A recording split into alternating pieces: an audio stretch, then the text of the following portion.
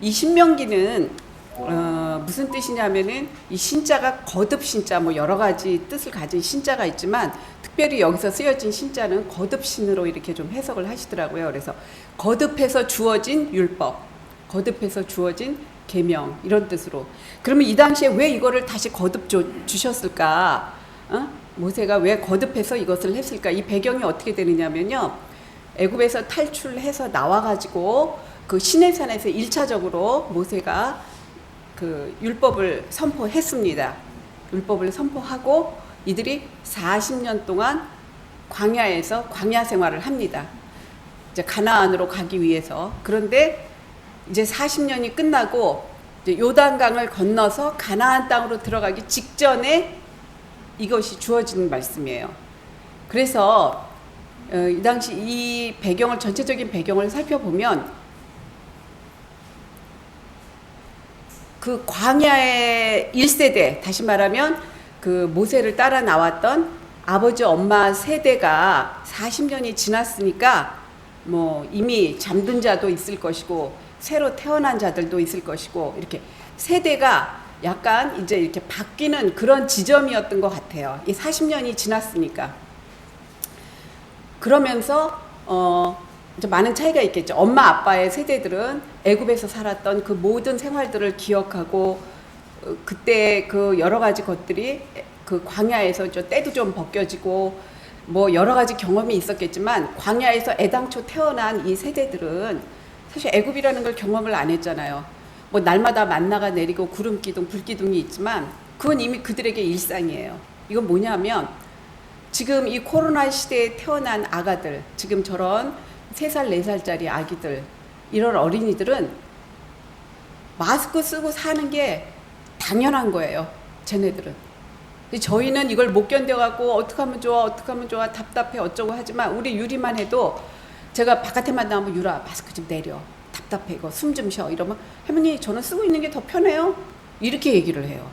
그러니까 이렇게 세대가 갈리는 거예요. 그래서 하나님의 어떤 위대한 기적들을 이 아버지 엄마 광야의 1세대들은 정말 목격을 많이 했잖아요. 그런데 이게 40년이 흐르면서 이 2세대들은 계속해서 뭐 하나님을 믿는 분위기 가운데는 살았지만 실제적인 어떤 놀라운 하나님을 경험하고 체험하고 하는 일에 대해서는 아주 많이 무뎌진 상태였을 거예요.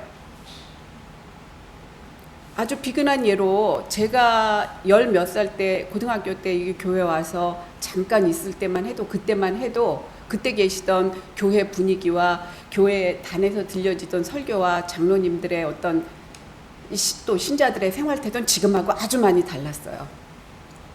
정말로 옛날에는 예수님이 곧 오실 것처럼 얘기하시는 분들이 많았어요. 목사님들도 그런 설교 자주 하셨어요. 그래서 그때는 막 시골 생활 붐도 막 집사님, 장로님들 막 불었어요. 그래서 저 한 장로님 따라서 저기 충북 영동에 아주 산골에 가서 초가집 같은 거 하나 이렇게 그거 이렇게 해서 지시는데 청년들 거기 놀러 가서 막 그거 거기서 하루 이틀 있다 오고 그랬던 기억도 있어요. 그렇게 교회 전체 분위기가 조금 달랐어요. 근데 제가 지금 이제 60이 넘었으니까 40년이 흐른 지금은 그런 분위기 없잖아요. 이제 최근에서야, 코로나가 터지고 나서야 지금이 마지막이다, 재림이 임박했다, 시골 생활 이야기가 나오지 그렇게 많이 달라요. 그러니까 이때도 모세가 다시 한번 시내산에서 주었던 율법을 가나안 땅에 입성하기 직전에 그 앞에다 두고 다른 세대를 향해서, 그리고 또 다른 문화 속으로 이제 들어가야 돼요. 이 세대가 가나안에 가서 제일 염려되는 그 문화는 사실 우상 숭배의 문화였어요. 제가 즐겨보는 프로그램 중에 하나가 EBS의 세계 테마기행이라는 프로를 즐겨보거든요. 거기를 보면 세계 곳곳을 다니는데 야, 진짜 신이 많더라고요. 신이 많고 우상 숭배가 정말 많더라고요. 야, 현재도 그 자기네 문화와 그게 문화가 되고 전통이 돼서 지금까지도 계속해서 이루어져 오고 있는 그 신앙의 여러 가지 모습들이 너무나 많더라고요. 그러니까 이러한 나라로 들어가기 직전에 하나님께서는 모세를 통하여 다시 한번 깨우쳐 주셔야 됐어요. 아주 중요한 것들을. 그래서 하나님께서 모세를 통하여 가나안 입성하기 전에 다시 한번 그 율법을 선포하시는 일을 하시는 겁니다. 그래서 신명기 거듭해서 선포하는 율법이다, 이런 뜻을 가지고 있다고 합니다. 그러면 이때하고 저희하고 뭐 똑같아요. 사실은 다를 게 없어요. 저희도 지금 하늘을 앞에 두고 살고 있는 사람으로서 지금 뭐를 우리가 생각하고 살아야 되지? 뭐에 대해서 깨우쳐야 되지? 이런 생각을 해야 될 때가, 저희도 지금 가나안 입성을 앞둔 그 광야의 그 2세대 같은 그런 처지에 지금 별다르지 않게 있다고 생각을 합니다. 그래서 이 신명기 이제 앞으로 계속해서 여러 다른 교사들과 함께 이렇게 공부해 나가시면서 여기에 숨겨져 있는 그런 놀라운 하나님의 그 은혜를 깨닫게 되시기를 바랍니다. 그래서 오늘은 제가 서문을 할 거지만 이 신명기의 전체적인 구조는 그 남대국 목사님은 6단락으로 나누어 가지고 이 신명기가 6단락으로 돼 있다는 것을 꼭 기억해 달라고 강조를 하시더라고요. 그래서 제가 첫째, 신명기는 서문으로 이루어져 있고요. 그 다음에 2단락서부터 4단락, 2, 3, 4, 5 이렇게 4단락은 4번의 설교로 이루어져 있습니다. 4번의 그 모세가 장대하게, 아주 장엄하게 하나님의 말씀을 선포하는 그런 4번의 설교로 사실은 되어 있다고 해요. 그리고 마지막에 이제 6번째, 모세가 퇴진하는 이야기로, 모세가 가나안 땅에 못 들어갔잖아요. 그건 아시죠? 네, 미리 하나님께서 그 가나안에 들어가기 전에 미리 잠재우십니다. 그래서 들어가지 못해서 모세가 퇴진하는 얘기까지 이렇게 6단락으로 나와 있습니다. 그래서 제가 일요일부터 목요일까지 소제목과 함께 간단하게 훑고, 그 다음에 그중에서도 특히 여러분들하고 함께 더 살펴보고 싶은 부분에 대한 시간을 갖도록 그렇게 하겠습니다. 일요일 소재에는 뭐가 나오느냐면은 참된 사랑의 조건, 그래가지고 참된 사랑이 과연 뭘까? 참된 사랑은 어떤 모습이야? 어떤 내용이야? 이것에 대해서. 근데 이 주제는 제가 오늘 조금 더 여러분들하고 살펴보고 싶은 주제이기 때문에 조금 제목만 말씀드리고 우선 넘어가겠습니다. 월요일에는 타락과 홍수. 여러분들 아시겠지만 시내산에서 그렇게 장엄하게 율법이 반포가 딱 됐지만 잘 지켰어요? 바로 타락했어요. 모세가 산에서 하나님의 십계명판을 들고 내려오기 전에 이미 벌써 타락을 했어요. 그리고 막 배도가 이루어집니다. 하나님께서 이렇게 금방 그렇게 율법에 대한 선포를 하시고 하나님께서 말씀을 주셨는데도 불구하고 정말 돌아서서 그 말씀의 끝이 사라지기도 전에 타락이 또 배도가 이어지는 것을 우리가 다 보았습니다. 그리고 그 끝에 홍수가, 하나님께서 다시 한번 이 세상을 정리하시는 홍수가 뒤따라온 것을 저희가 다 알고 있습니다. 그래서 정말 왜 이렇게 타락을 하고 타락이 되고 배도가 되고 왜 이런 과정이 있어야 됐는지, 이제 우리 교과에서는 그 루시퍼가 교만이죠. 하나님을 넘어서고자 하는 어떤 교만, 탐심 이런 것 때문에 타락과 배도가 들어왔다고 설명하고 있고, 사실은 오늘날 사는 우리들의 인간들의 수많은 죄악의 모습들 중에 대표적인 게 바로 이 교만입니다.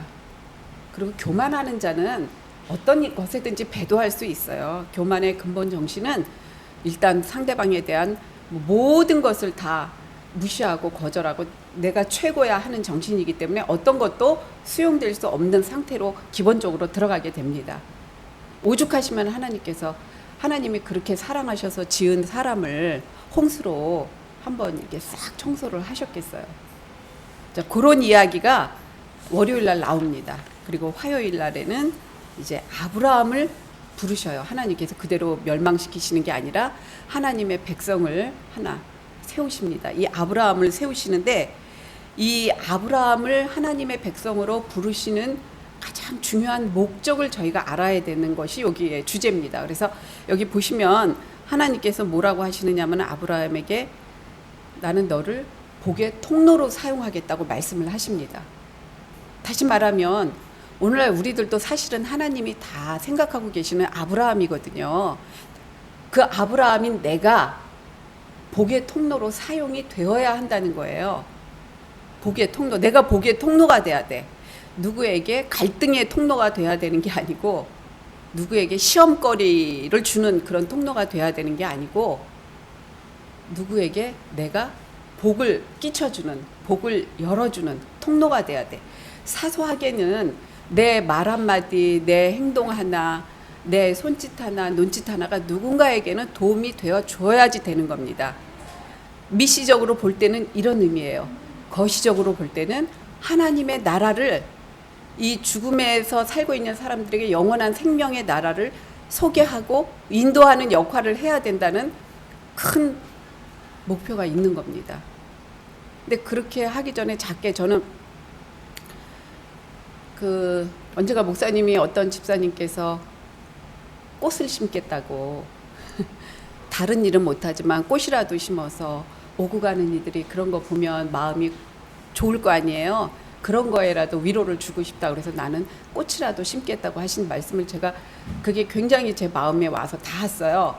그래서 제가 그 다음부터는 제가 이제 이렇게 전철을 타고 오거든요. 전철 타면 막 계단 올라가고 내려가고 그러잖아요. 그전에는 제가 사실 이렇게 다니면 시야가 좁아요. 막 옆에 이렇게 보고 잘 안 다녀요. 그냥 앞에만 보고 가는 스타일이에요. 지금은 이렇게 좀 봅니다. 근데 이제 제 나이대 되신 분들이 대부분 전철 타면 빈손으로 안 타고 뭘 그렇게 들고 이고 타요. 다 자식들한테 뭘 갖다 주고 막 이러느라고. 근데 그런 분들이 엘리베이터를 못 타면 계단으로 그걸 막 낑낑대고 가는 거예요. 근데 지금은 제가 그게 이제 이렇게 보려고 하니까 눈에 들어오죠. 그럼 오늘도 나도 꽃 한 송이 심어야겠다. 그리고 얼른 가서 같이 들어요. 나도 오늘 꽃 한 송이 심었네. 예수님 좋아하시겠지? 이런 마음이 되더라고요. 이렇게 우리는 아주 사소한 일에서부터 복의 통로가 돼야 되는 거예요. 자, 그런 의미에서 이거를 조금 더 여러분들이 생활에 쉽게 또 친근하게 받아들이시기 바랍니다. 하나님께서는 이런 의미로 아브라함을 부르셨고 여러분과 저를 부르셨다는 것을 기억하시기 바랍니다. 수요일에는 이제 하나님께서 그 시내산에서 이렇게 언약을 하십니다. 언약을 하시면서 그들이 하나님과 지켜야 될 그런 언약 사항들을 이렇게 쭉 풀어주시는 내용이 바로 수요일에 나와 있어요. 그래서 뭐라고 하시느냐면은 너희 중에, 제가 요새 이제 구약을 읽고 있는 중인데 여기에 나와 있는 말씀만 봐도 이렇죠. 어떤 신이 와서 시험과 이적과 기사와 전쟁과 강한 손과 편팔과 크게 두려운 일로 한 민족을 다른 민족에게서 인도하여 낸 일이 있느냐? 나는 어떤 신이나 어떤 누구하고도 비교할 수 없는 자야. 이러하신 분이 반포를 하시는 거예요. 구약에 보면 정말 저는 이 히브리 성경이 히브리 문학이다 이런 말을 많이 하셨다고 했는데 참 재밌는 표현이 많아요. 너희가 나무 하나를 베어다가 한 귀퉁이를 잘라서는 그걸로 불을 떼서 음식을 만들고 한 귀퉁이를 또 잘라서는 너희가 섬기는 우상을 만드느냐? 얼마나 웃기는 이야기예요. 나무 하나를 잘라다가 하나는 잘라서 불쏘시개로 쓰고 그 중에 하나는 잘라서 내가 섬기는 신을 만드는 거야. 그리고 그 신한테 막 절하고 막 소원 빌고 막 이러고 사는 겁니다. 얼마나 웃기는 이야기예요. 얼마나. 그런 표현들이 거기 너무 많아요. 이 하나님, 율법을 주신 하나님은 일반 신이 아니신 거예요. 어느 누구도, 어느 무엇과도 비교할 수 없고 또 어느 누구하고도 이렇게 대적할 수 없는 정말 유일하신 참 하나님, 창조주 참 하나님이시라는 그 하나님이 우리들과 언약을 맺으시고 우리들에게 언약을 지킬 수 있는 조건을 주셨다는 그 이야기를 수요일에는 하고 계십니다. 그 조건으로 십계명을 주셨다는 이야기를 수요일에서 하고 계시는 거예요. 이제 목요일이 가면 배도와 형벌이라는 제목으로 이야기가 펼쳐지는데, 이렇게 모세가 딱 십계명을 선포했을 때 백성들이 어떻게 했어요? 안 지켜요. 저 그거 안 지킬 거예요. 이렇게 안 했어요. 예, 잘 지키겠습니다. 하나님 말씀대로 행하겠습니다. 대답했어요. 가짜로 대답했을까요? 그들도 진실한 마음으로 대답을 했어요. 대답하고 뒤에 가서 다 넘어졌어요. 대답했어요. 베드로가 예수님 쫓아다니면서 예수님 가시는 길이면 자기도 쫓아가서 같이 죽겠다고 막 이렇게까지 했던 베드로가 예수님이 막상 십자가의 자리에 서시자 나 저 사람 알지 못한다고 3번이나 부인했어요. 베드로가 예수님한테 나 예수님 따라서 어디라도 갈 거라고 이렇게 했던 게 거짓말이었을까요? 진짜였어요. 진짜였어요. 근데 그 뒤에 연약해서 넘어졌어요. 이게 시내산이나 또 신명기 시대에 주어진 이 사람들에게 주어진 얘기겠냐고요. 똑같아요. 저희에게도 주어진 얘기예요. 여러분들 지금 여기에 와서 앉아 계시면서 안식일날 설교 듣고 목사님 이렇게 말씀하시면 우리가 다 같이 아멘 아멘 하고 정말 하나님 뜻대로 살아야지. 저희가 여기서 아멘 할 때 가짜로 아멘 하시는 분 계세요? 목사님 말씀 선포하실 때? 없어요. 저희 다 진실한 마음으로 아멘 아멘 합니다. 근데 가면서 또 다 넘어져요. 살면서 또 다 넘어져요. 자, 이런 게 우리의 모습이에요. 이런 게 우리의 모습이에요. 그러면 어떻게 해야겠어요? 우리는 이런데 우리도 신명기의 백성들과 민수기의 백성들과 다르지 않은데 그들보다 사실은 도토리 키재기 날 것도 없어요. 어떻게 해야겠어요? 그럼 우리는 어떻게 해야겠어요? 응? 우리는 어떻게 하겠냐고요. 그래서 이 문제에 대한 것을 저희가 한번 일요일 소재를 주제로 요 문제에 대한 이야기를 조금 더 깊이 있게 나눠보도록 하겠습니다. 자, 일요일로 가시면 여기 참된 사랑의 조건이라는 제목이 붙어서 나오는데 참 재밌게 이 신명기 서문 첫째 주의 주제 성경절이 뭐냐 하면은 사랑하지 아니하는 자는 하나님을 알지 못하나니 이는 하나님은 사랑이심이라. 이게 주제절인 거예요. 이건 사실 요한복음에 사랑 많으신 예수님을 향해서만 생각할 수 있는 이 주제절 같은데 이게 신명기서를 연구하는 주제절로 딱 올라와 있어요. 자, 이게 주제절입니다. 그러면서 신명기에서는 하나님이 가지신 사랑이 어떠하신 것인지에 대한 설명을 해주고 있다고 이제 펼쳐 놓습니다. 여러분들이 생각하시는 참된 사랑은 뭘까요? 우리는 이제 사람끼리의 사랑은 흔히 기브 앤 테이크다. 오는 게 있으면 가는 게 있고 가는 게 있으면 오는 게 있고 우리는 이렇게 늘 거래 속에 삽니다. 어떤 때는 부모 자식도 지금은 많이 그런 것 같아요. 자식들 많은 부모님들 보면 용돈 많이 주는 자식이 더 예쁘다고 그런 말도 하고. 자, 어떤 게 진짜 사랑일까요? 성경에서 말하는 특히 이 신명기 오늘 주제절에서 말하는 사랑은 조건이 없는 사랑이에요. 강제가 없는 사랑, 구속이 없는 사랑을 이야기하고 있습니다. 그래서 하나님께서 하나님은 사랑 그 자체이시기 때문에 강제하지 않으신다는 거예요. 구속하지 않으신다는 거예요. 사람을 사랑하시되 아담을 사랑하셔서 만드셨지만 그거 선악과 만들어 놓고 따먹을 수 있는 자유도 주셨다는 거죠.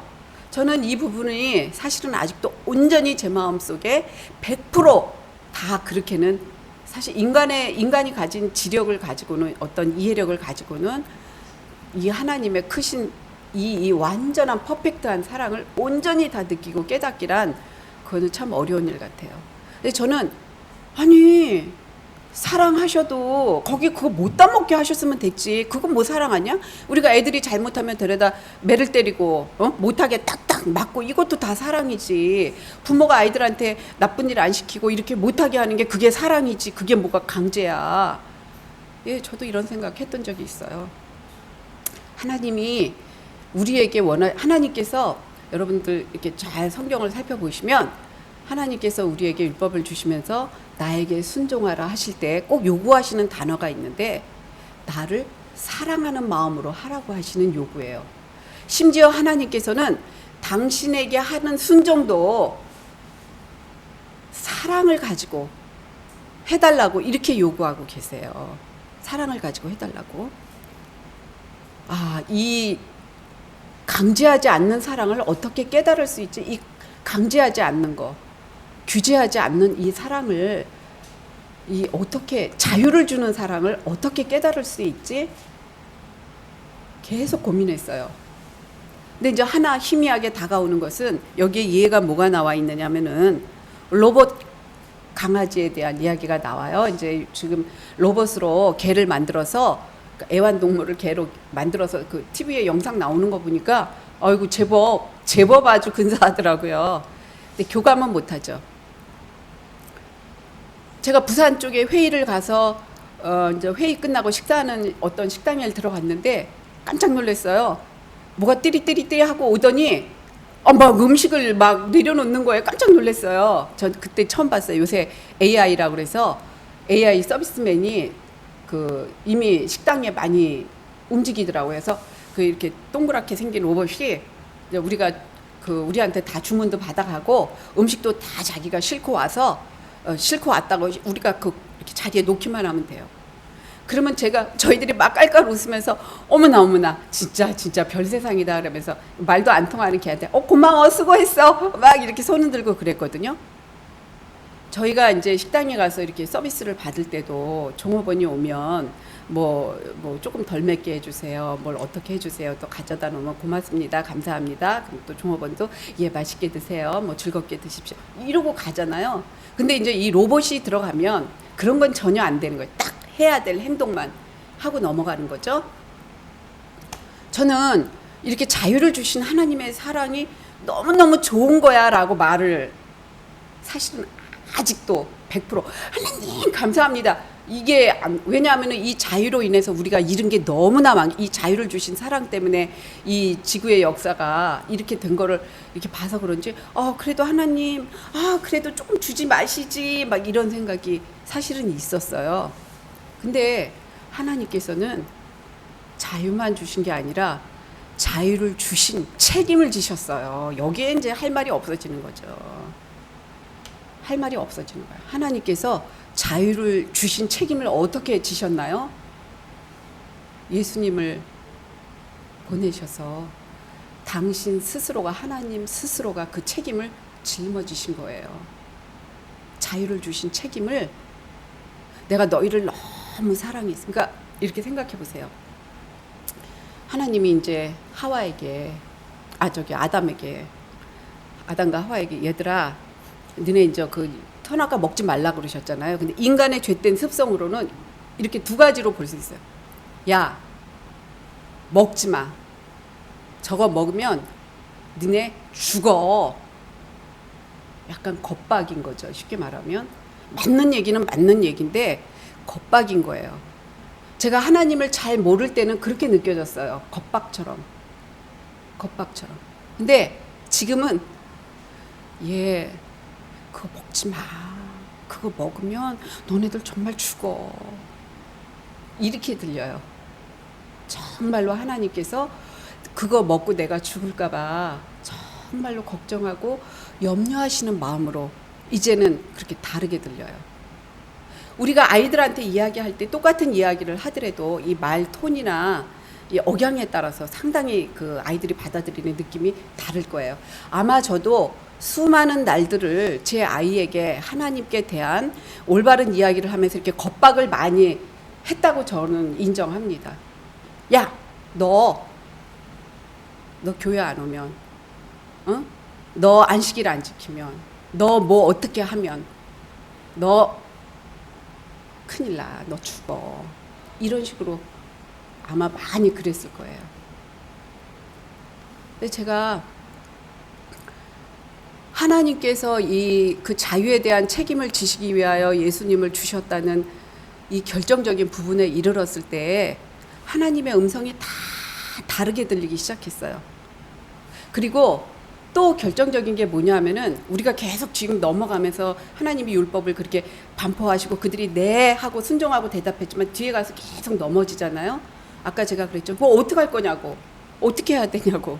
그냥 다 아셨어요.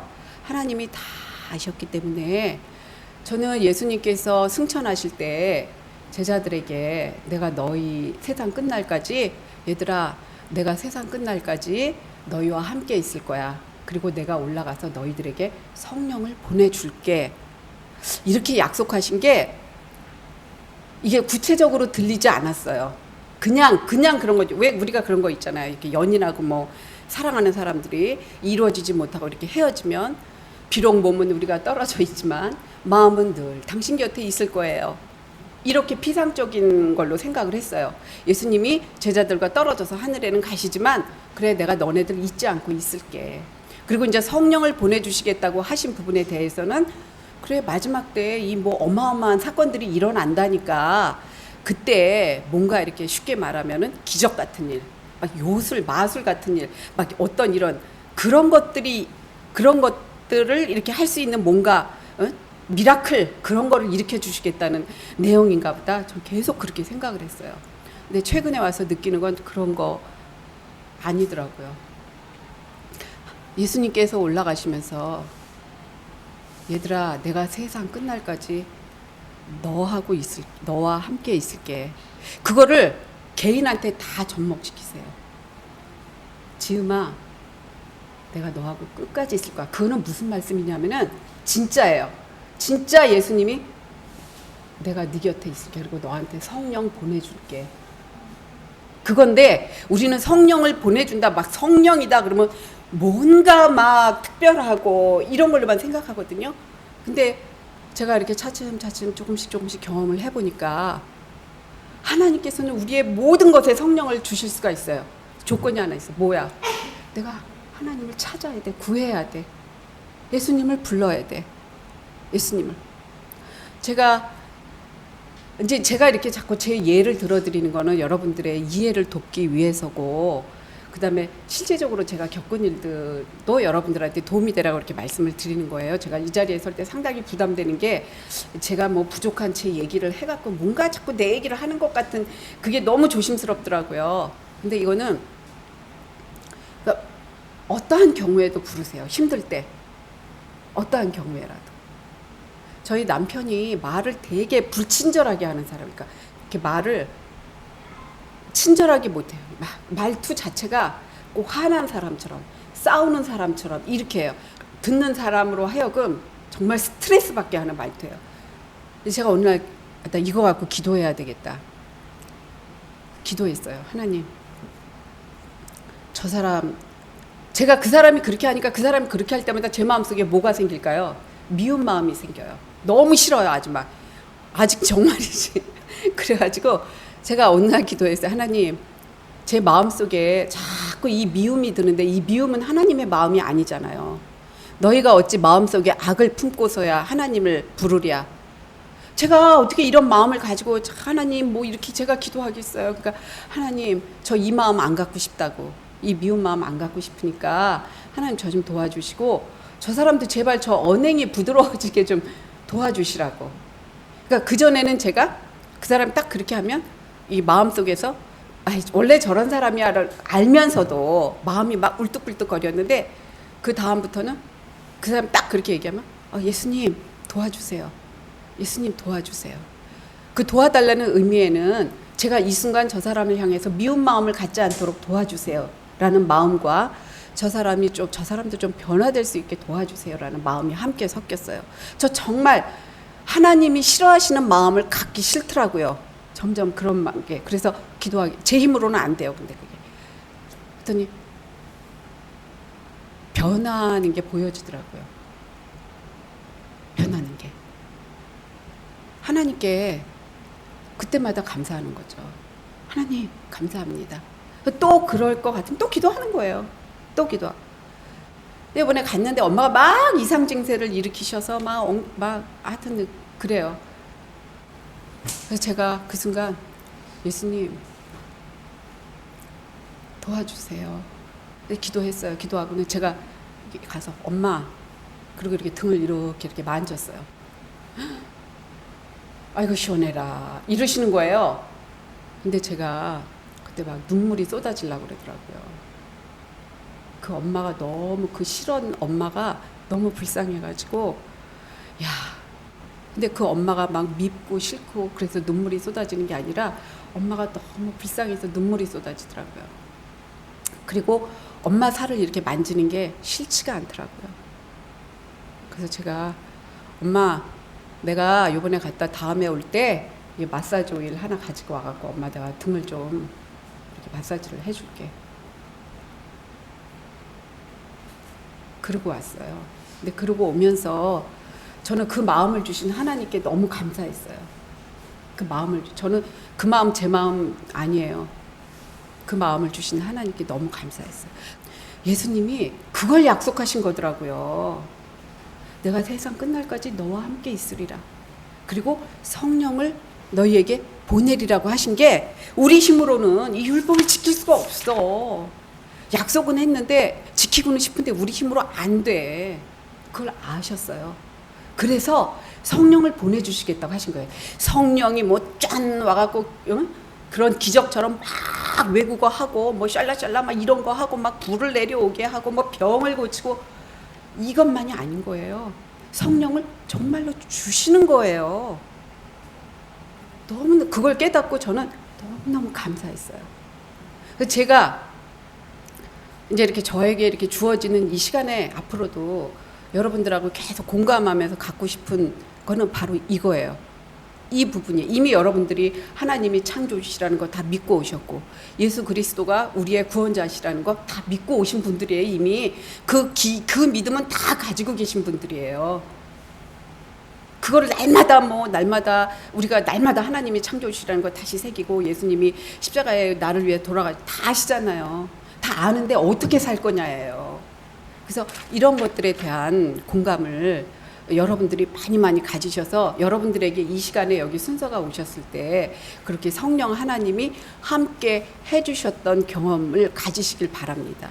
그리고 그런 경험을 이렇게 한두 번 하게 되시면 어떤 변화가 생기느냐 하면은 그전에는 제가 저 자신의 감정에 집중했어요. 속상한 일이 생기면 뭐 때문에 속상하고 지금 내 그 속상한 마음이 이래서 속상하고 저래서 속상하고 이게 해결이 안 되고 막 계속 그 속상한 일과 그 속상한 일을 가진 제 감정에 계속해서 기도하면서도 집중은 저 자신한테 돼 있는 거예요. 지금은 속상한 일이 딱 생기면 속상한 일 바라보는 거는 한 20%. 일단 일이 생겼으니까. 일이 있으니까. 나머지 80%는 그 생각이 딱 나다가도 아니야. 정신 차려야지. 내가 이 시간에 하나님을 부르고 예수님께 기도를 해야지. 내가 왜 자꾸 그 일을 생각해. 난 몰라. 머리 흔들고 예수님 도와주세요. 도와주세요 예수님. 이렇게 하게 됩니다. 그러다 보니까 옛날에는 속상한 일로 속상했던 시간과 속상했던 감정이 막 90이었다면 지금은 그게 아주 낮아졌어요. 한 20% 정도 이렇게 낮아졌어요. 이렇게 되면 평안의 시간이 길어지고 많아집니다. 하나님께서는 우리가 연약하기를 원치 않아요. 제가 성경에 어디를 봐도 하나님께서 어이구 그래 우쭈쭈 이거 없어요. 그래 너 가요. 아이고 쭈쭈쭈쭈. 하나님은 저희가 강하시길 바랍니다. 근데 어떻게 강하시길 왜 강하시길 바라느냐 하면은 내가 있으니까 하나님이 계시니까 내가 네 아버지인데 너 왜 그렇게 연약하게 왜 그렇게 있어 루저처럼 내가 네 아버지야 이렇게 말씀하시거든요. 그래서 이 구약에도 보면은 하나님은 전쟁에 능한 하나님이시라고 그랬거든요. 전쟁을 끊임없이 하잖아요. 막 다윗 막 전쟁을 하는데 전 처음에는 이 전쟁의 이야기를 진짜 전쟁의 이야기로만 읽었어요. 그러니까 지루해요. 뭐 맨날 뭐 어느 나라 뭐 싸우고 뭐 암모니 어쩌고 뭐가 어쩌고 아 너무 재미없어 지루해. 지금은 이 전쟁이 다 내 전쟁인 거예요. 내가 엄마하고의 그런 어떤 원만하지 못한 관계도 저한테는 전쟁이에요. 제가 동생하고 막내 동생하고 옳게하고 있었던 그런 것도 사실 저한테는 전쟁이에요. 근데 그런 전쟁을 하나님께서 뭐라고 하시느냐면 너희는 이 전쟁에서 아무것도 할 게 없는 거야. 하나님을 바라보고 하나님을 구하고 있으면 그 전쟁을 누가 하세요? 하나님이 하시겠다고 하셨어요. 다윗이 하나님께 그렇게 사랑받았던 존재가 될 수 있었던 유일한 이유는 다윗이 자기가 치렀던 전쟁을 자기가 하지 않고 늘 하나님이 하게 하셨다는 게 다윗이 하나님께 사랑받았던 가장 큰 이유라고 그렇게 이야기합니다. 그래서 여러분들도 또 저도 생애에 계속 전쟁이 일어나요. 모양이 다른 전쟁이에요. 모양이 다른 전쟁. 지금 뭐 생계의 전쟁, 취업의 전쟁, 갈등의 전쟁, 여러 가지 전쟁이 많아요. 그 전쟁 우리가 하지 말고 하나님이 전쟁에 능하신 하나님이 하시도록 내려놓는 그런 믿음의 연습을 하시기 바랍니다. 이게 바로 믿음이에요. 하나님께서 나 대신 해주실 거야. 내가 하나님께 붙어있고 하나님을 구하고 하나님 앞에 떠나지 않으면 하나님이 해 주실 거야. 이게 믿음이에요. 이 믿음이 없어서 배도했던 거예요. 그 믿음이 없어서 가서 돈한테 의지하고 이방신한테 의지하고 그 믿음이요. 하나님을 믿는 믿음, 이게 다 믿음의 문제더라고요. 그래서 저희가 이 신명기 배우면서 이제 다음과 이렇게 연결이 될 텐데 거기에 나타난 하나님의 은혜를 많이 깨달으셔서 어려운 시대지만 하나님께서 주시는 힘으로 좀 더 힘있게 살아가는 그런 저와 여러분이 되기를 간절히 바라는 마음으로 오늘 시간을 마치겠습니다.